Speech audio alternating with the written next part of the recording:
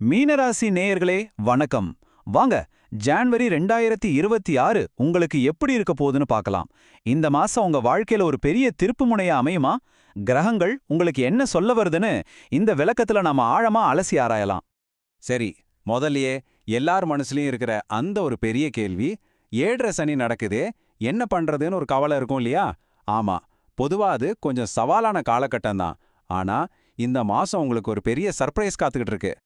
ஆமாங்க, ஈழரசனியோட தாக்கம் ஒரு பக்கம் இருந்தாலும் அதையெல்லாம் தாண்டி இந்த மாசம் ஒரு மிக மிக சக்தி வாய்ந்த கிரக அமைப்பு உங்களுக்காகவே ஒரு அருமையான வாய்ப்பை உருவாக்கி காத்துட்டு இருக்கு. வானத்துல ஒரு ரொம்பவே அரிதான ஒரு விஷயம் நடக்க போகுதுங்க. 4 முக்கியமான கிரகங்கள் உங்க ராசிக்கு 10வது வீட்ல ஒன்னா சேரப்போகுது. இந்த 10வது வீடுங்கிறது உங்க தொழில், புகழ், கௌரவம் எல்லாத்தையும் குறிக்கிற இடம். அதனால இந்த மாசம் உங்க முழு கவனமும் உங்க கரியர் மேல தான் இருக்க போகுது. இந்த 4 கிரகங்களும் ஒன்னா சேர்றதுக்கு என்ன அர்த்தம்? சிம்பிளா சொல்லணும்னா, நீங்க செய்யற வேலை, உங்க தொழில், உங்க பேரு இது எல்லாமே இந்த மாசம் வெளிச்சத்துக்கு வரும். நீங்க எடுக்கிற ஒவ்வொரு சின்ன அடியும் ஒரு பெரிய தாக்கத்தை ஏற்படுத்தும். சரி, இந்த மாசத்தோட பலன்களை இன்னும் சுலபமா புரிஞ்சுக்க ஒரு பேலன்ஸ் ஷீட் மாதிரி பாப்போமா? ஒரு பக்கம் நாம கவனமா இருக்க வேண்டிய விஷயங்கள், அதாவது லயபிலிட்டிஸ். இன்னொரு பக்கம் நாம பயன்படுத்திக்க வேண்டிய வாய்ப்புகள், அதாவது அசெட்ஸ். வாங்க ஒவ்வொன்றா பார்க்கலாம். முதல்ல நாம கொஞ்சம் ஜாக்கிரதையா இருக்க வேண்டிய பகுதிகளை, அதாவது நம்ம லயபிலிட்டிஸை பாத்திரலாம். இதுல கொஞ்சம் நீங்க கவனமா இருந்தாலே போதும், வரப்போற சவால்களை ரொம்ப ஈஸியா சமாளிச்சிடலாம். பாருங்க, இந்த விஷயத்த 3 தடவை சொல்றாங்க. தேவை தேவை தேவைன்னு. அதுக்கு காரணம் இருக்கு. இந்த மாசம் உங்களுடைய உடல் நலன்தான் உங்களுடைய முதல் ப்ரையாரிட்டியா இருக்கணும். மத்த எதுவுமே அதுக்கு அப்புறம் தான். குறிப்பா இந்த விஷயங்கள்ல கொஞ்சம் கவனமா இருங்க. சளி, தொற்று நோய்கள் வர்றதுக்கு வாய்ப்பு இருக்கு. சனி பகவானோட தாக்கத்தால முதுகுவலி, பல் சம்பந்தப்பட்ட பிரச்சனைகள் வரலாம். அதனால உடம்புல சின்னதா ஒரு அறிகுறி தெரிஞ்சா கூட டாக்டரை பார்க்கறத தள்ளி போடவே போடாதீங்க. உடம்பு கவனிக்கிற மாதிரியே உங்க மனசையும் கொஞ்சம் கவனிக்கணும். ஏன்னா இங்க ஒரு சின்ன முரண்பாடு இருக்கு. வெளியில பார்த்தா உங்க வேலையில வளர்ச்சி இருக்கும், பணவரவு நல்லா இருக்கும். ஆனா உங்க மனசுக்குள்ள வாழ்க்கையே நகரலையே, ஏன் இப்படி பணக்கஷ்டம் வருதுன்னு ஒரு திருப்தி இல்லாத உணர்வு இருந்துகிட்டே இருக்கும். இதுதான் இந்த மாதத்தோட புதிர். இங்கேதான் நீங்க ஒரு விஷயத்த ரொம்ப தெளிவா புரிஞ்சுக்கணும். இந்த மனக்குழப்பம், இந்த அதிருப்தி, இது எல்லாமே தற்காலிகமான ஒரு கிரகத்தோட தாக்கம் மட்டும்தான். இதுதான் உங்களுடைய நிஜமான நிலைமை இல்ல. அதனால இந்த உணர்வு உங்க மனசை ஆள விடாதீங்க.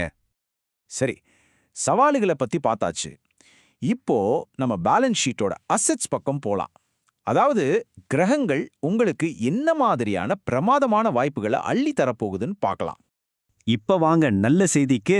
உங்க 10வது வீட்ல சேர்ந்திருக்கிற கிரகங்களால நீங்க எதிர்பார்க்காத வழியில பணவரவு இருக்கும். ப்ரொமோஷன், சம்பள உயர்வு இதுக்கெல்லாம் பிரகாசமான வாய்ப்பு இருக்கு. ஜான்வரி 15க்கு அப்புறம் வேலைப்பழு கொஞ்சம் கூடும். ஆனா அது உங்க வளர்ச்சிக்கு தான். நீங்க பலருக்கு உதவி செய்யற ஒரு நிலையில இருப்பீங்க. அதனால இந்த அருமையான வாய்ப்பை முழுசா பயன்படுத்திக்க இந்த 3 விஷயத்த மட்டும் கரெக்டா ஃபாலோ பண்ணுங்க. 1, நீங்களா போய் டிரான்ஸ்ஃபர் கேட்காதீங்க. 2வது, வாய்ப்புகளும் ப்ரமோஷனும் உங்களை தேடி வரட்டும், அது வரைக்கும் கொஞ்சம் பொறுமையா இருங்க. 3வது, வேலையை மாத்தணும்னு ஒரு பெரிய முடிவு எடுக்கிறதா இருந்தா அதை பிப்ரவரிக்கு அப்புறம் வச்சுக்கோங்க. சரி, இப்போ இது எல்லாத்தையும் சேர்த்து இந்த மாசத்துக்கான உங்க வெற்றி பாதை எப்படி இருக்கும்னு இப்போ தெளிவா பார்க்கலாம். இந்த கிரகங்களோட சக்தியை உங்களுக்கு சாதகமா எப்படி மாத்திக்கிறது, வாங்க பாப்போம். உங்க வயசை பொறுத்து இந்த கிரகங்களோட தாக்கம் எப்படி மாறும்னு பாருங்க. உதாரணமா 20லிருந்து 40 வயசுக்குள்ள இருக்கிறவங்களுக்கு வேலைப்பழு பயங்கரமா அதிகமாகும். ஆனா நீங்க மத்தவங்களுக்கு அட்வைஸ் பண்றத கொஞ்சம் குறைச்சுக்கோங்க. 60 வயசுக்கு மேல இருக்கிறவங்களுக்கு எனர்ஜி அதிகமாகும், ஆன்மீகத்துல ஈடுபாடு அதிகமாகும், பயணங்கள் செய்வீங்க.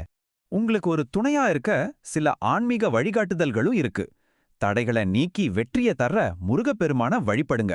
குறிப்பா ராஜ அலங்காரத்துல இருக்கிற முருகனை வழிபடுவது உங்க தலைமை பண்பையும் வெற்றியையும் இன்னும் அதிகப்படுத்தும். வழியில பசுவையோ யானையோ பார்த்தா அது உங்க உள்மன சக்திக்கு பிரபஞ்சம் கொடுக்கிற ஒரு நல்ல சிக்னல்னு எடுத்துக்கோங்க. கடைசியா ரொம்ப ரொம்ப முக்கியமான ஒரு விஷயம், இந்த மாசம் உங்களுக்கு கொடுக்க போற எல்லா வாய்ப்புகளையும் திறக்கிற ஒரே சாவி உங்க மனநிலை தான். மனசை மட்டும் குழப்பிக்காம தெளிவா சரியா வச்சுக்கிட்டீங்கன்னா இது நீங்க மகுடம் சூட வேண்டிய நேரம். சொல்லுங்க, இந்த மாசம் உங்க கிரீடத்தை எடுத்துக்க நீங்க தயாரா?